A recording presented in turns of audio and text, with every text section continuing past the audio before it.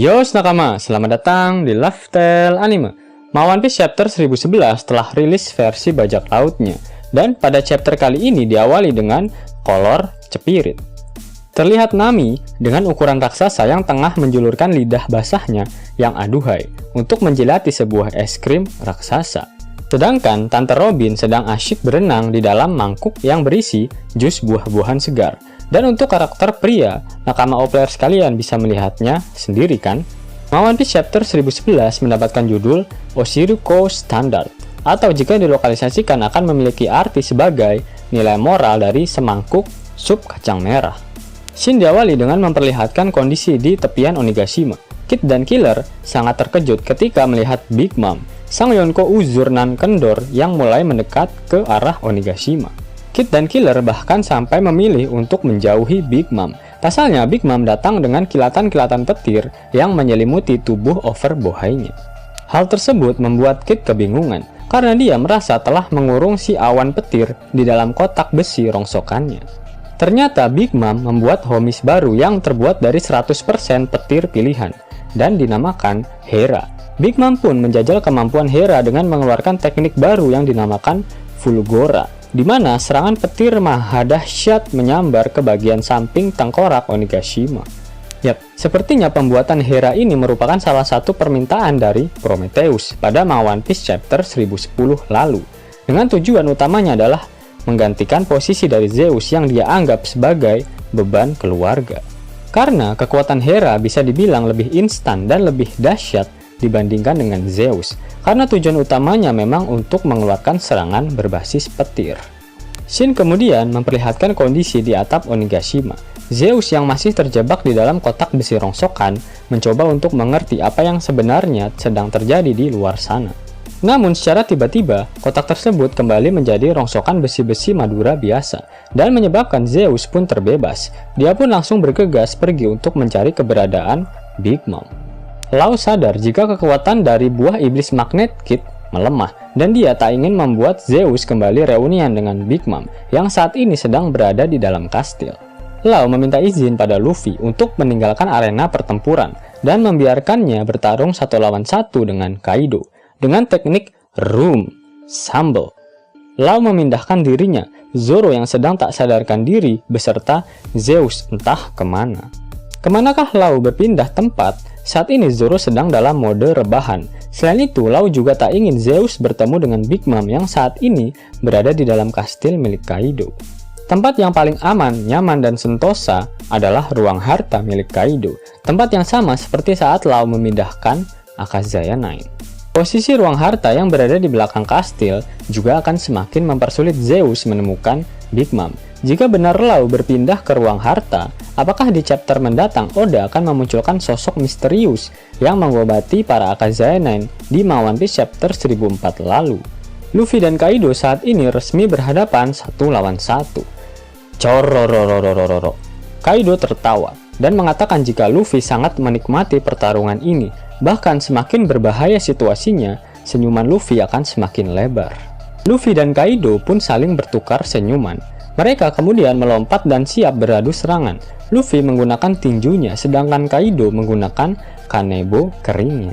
Kedua serangan tersebut dilapisi dengan haki raja, dan walhasil serangan mereka tidak saling bersentuhan. Kemudian bentrokan pun berlanjut. Kali ini giliran sendal swallow milik Luffy yang berbenturan dengan kanebo kering milik Kaido. Benturan haki raja mereka pun sampai menghasilkan shockwave ke seluruh penjuru Onigashima. Hal yang sama juga terjadi saat benturan antara Roger dan Shirohige pada One Piece Chapter 966. Namun shockwave yang dihasilkan jauh lebih dahsyat daripada benturan antara Luffy dan Kaido. Scene pun berpindah, kali ini memperlihatkan posisi dari Kid dan Killer. Kid serta Killer terhempas sampai ke dalam kastil milik Kaido. Tepatnya saat ini mereka berada di lantai 3 kastil milik Kaido. Mereka mencari keberadaan Big Mom. Karena saking besarnya kehancuran yang ditimbulkan oleh Big Mom, saat ini dirinya berada di lantai yang berbeda dari Kid serta Killer. Mereka bergegas untuk turun ke lantai 2 dalam rangka mencegah Big Mom agar tak kembali bertarung bersama Kaido. Saat dalam perjalanan menuju ke lantai 2, Kid dan Killer dihalangi oleh para kroco Kaido, dan tiba-tiba muncul Basil Hawkins yang langsung menyerang mereka menggunakan pedang jeraminya. Kid yang melihat Hawkins langsung menyebutnya sebagai seorang impostor. Namun Hawkins, si dukun beranak, pun berkelit. Dia mengatakan jika Apo lah yang sudah mengkhianati mereka. Hawkins hanya memilih keputusan yang terbaik berdasarkan ramalan kartu gaplenya, di mana saat itu mereka tak akan memenangkan pertarungan melawan Kaido. Dia pun sangat kagum jika Kid dan Killer saat ini masih mampu bertahan hidup. Killer meminta Kid untuk segera pergi mencari Big Mom agar dia tak melakukan hal seenak udel. Kid pun lantas pergi dan menyerahkan urusan Hawkins pada Killer. Melihat Kid pergi, Hawkins merasa senang karena dia tak memiliki peluang untuk menang jika harus melawan Kid dan Killer sekaligus. Killer lantas mengejek Hawkins jika dia telah berhasil menjalankan perannya sebagai kacung dari Kaido. Hawkins yang sudah masuk ke dalam mode bebegik sawah merasa insecure dengan ejekan dari Killer barusan. Dia pun langsung mengeluarkan sumpah serapah jika kemungkinan Killer untuk mendapatkan gelar almarhum di sini adalah 92%. Killer tak mempercayai ramalan dan segala tetek bengeknya karena percaya pada hal tersebut adalah musyrik. Dia pun lebih percaya dengan kemampuannya sendiri. Hawkins, sang pemuda tersesat, semakin menyesatkan Killer agar dia memohon keberuntungannya pada Hawkins. Killer pun merasa bodoh amat dengan perkataan Hawkins tersebut. Scene kemudian berpindah ke lantai 2 kastil milik Kaido. Terlihat Nami, Usopp, dan Otama yang masih berada di atas anjing peliharaannya. Di belakangnya terlihat Pejuan yang masih mengejar mereka. Nami dan Usopp terus menembaki Pejuan, namun tak ada satupun serangan mereka yang berdampak pada Pejuan. Pejuan pun mengatakan jika sebaiknya mereka menyerah saja. Nami dan Usopp sambil menangis berkata jika mereka tak mau semudah itu menyetorkan nyawa mereka. Pejuan pun melompat dan berhasil meremas ekor dari Komachio. Nami yang panik lantas meminta Usopp untuk menyerang Pejuan pada bagian vitalnya, dimulai dari pelipis, rahang, hidung, mata hingga ke biji tenggorokannya pun tak ada yang membuahkan hasil. Di sisi lain, Otama menyemangati anjingnya karena sebentar lagi mereka akan sampai ke panggung utama kastil, di mana sudah banyak gifter yang memakan Kibidango hasil perahannya. Dia berencana untuk memerintahkan mereka semua, dan hanya itulah yang mampu dilakukan oleh Otama untuk membantu semua orang. Setelah perannya selesai, Otama tak peduli dengan nasibnya. Mendengar hal tersebut, Nami merasa iba pada Otama. Dia berkata agar Otama jangan khawatir, karena ada kakak dan paman hidung panjang yang akan selalu menjaga. Usopp pun menembakkan pelurunya, Hisatsu Midoriboshi Hanabi Hana. Meskipun Nami dan Otama terkena dampak panasnya, namun serangan itu berhasil menjatuhkan Pejuan. Usopp kemudian melanjutkan serangannya dengan mengeluarkan teknik Hisatsu Midoriboshi Boku Bokuri.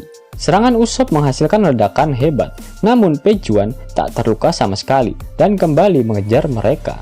Nami dan Usopp pun menangis dan bertanya mengapa para manusia purba itu sangatlah tahan lama. Bahkan Usopp sangat menyesali mengapa Kibidango milik Otama hanya berfungsi pada pemakan buah iblis Smile saja.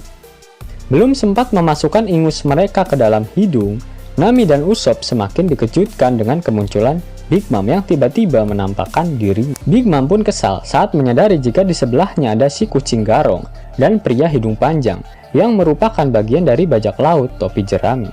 Namun di sisi lain, Otama malah terlihat senang dan memanggil Big Mom dengan sebutan Olin-chan. Big Mom pun mengingat sosok Otama dan menanyakan mengapa dia bisa berada di tempat berbahaya ini.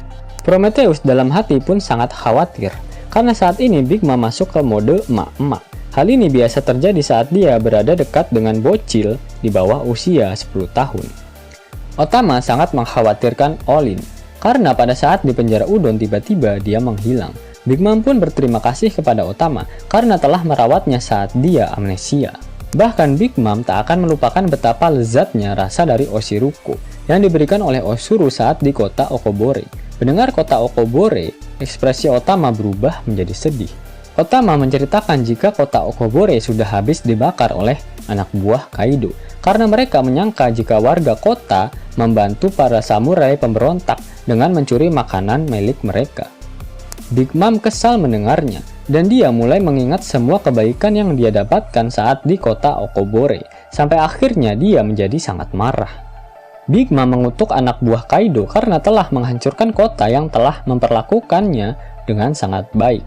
Di sisi lain, Pejuan sudah kembali mendekat.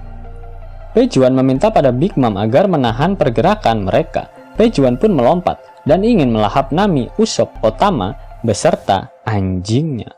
Big Mom yang saat ini sangat kesal pun berkata, sebusuk-busuknya seekor bajak laut, namun tetap ada yang namanya kode etik. Big Mom memukul Pejuan dengan pukulan berlapis daki hitam legam plus haki raja. Pejuan yang terkena pukulan itu pun sampai mengencrotkan banyak darah dari mulutnya. Nah, ada hal menarik di sini yang bisa kita bahas, yaitu Big Mom dan Luffy sama-sama melapisi serangannya dengan daki hitam legam ketika menyerang dengan menambahkan haki raja. Dapat dilihat saat Luffy menyerang menggunakan sendal swallow-nya, dan pada saat memukul Kaido di bagian perut dan dagunya pada One Piece chapter 1010 lalu. Sedangkan Kaido tak pernah terlihat melapisi tubuhnya dengan daki hitam legam. Bahkan saat diserang pun, dia hanya mengandalkan kulit keratnya saja. Jika kita melihat pertarungan antara Roger dan Shirohige pada One Piece chapter 966, selain melapisi serangannya dengan haki raja, mereka pun melapisi senjata mereka dengan daki hitam legam. Apakah itu artinya level kekuatan haki milik Luffy dan Big Mom saat ini berada di atas Kaido? Atau Kaido sengaja belum memaksimalkan serangannya dengan Busosoko Daki? Kid dan Zeus menyadari keberadaan dari Big Mom. Apakah Zeus masih diterima di sisi Big Mom? Karena saat ini Big Mom sudah memiliki homies baru bernama Hera yang sama-sama dapat mengeluarkan serangan petir. Namun serangan Hera masih lebih dahsyat jika dibandingkan dengan Zeus. Apakah ini clue jika Zeus akan kembali ke pelukan buah segar milik Nami? Pasalnya pada One Piece chapter 1004, Nami mengatakan jika dia membutuhkan serangan petir yang lebih dahsyat lagi jika ingin mengalahkan Ulti. Apalagi saat ini Prometheus sangat kesal dengan Zeus. Di sisi lain, Ulti pun datang. Dia sangat syok ketika melihat adik kesayangannya rebahan di atas tanah karena ulah dari Big Mom. Yos nakama, itulah review One Piece chapter 1011. Jika nakama menyukai video ini, jangan lupa klik like, share, dan subscribe channel ini ya agar nakama semua tak ketinggalan info menarik seputar One Piece. Arigato!